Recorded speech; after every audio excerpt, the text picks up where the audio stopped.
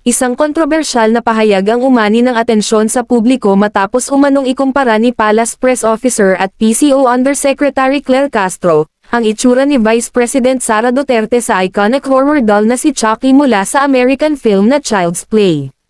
Ayon sa ulat, nabanggit ni Castro ang umano'y pagkakahawig ng Vice-Presidente sa naturang karakter sa gitna ng diskusyon na may kaugnayan sa mga isyong politikal na kinahaharap ng administrasyon. Agad namang umani ng halo-halong reaksyon mula sa netizens ang nasabing pahayag. May mga tumulig sa at nagsabing hindi angkop para sa isang opisyal ng Malacanang ang magbitaw ng ganitong klaseng komento, lalo na laban sa isang halal na opisyal ng bansa.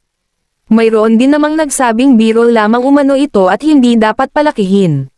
Sa kabila nito, muling nabuksan ang diskusyon tungkol sa antas ng diskurso sa politika at kung hanggang saan ang limitasyon ng pagbibiro at personal na banat sa pagitan ng mga personalidad sa gobyerno. Para sa marami, mas mahalaga pa ring manatili sa isyu at serbisyo publiko kaysa sa personal na atake.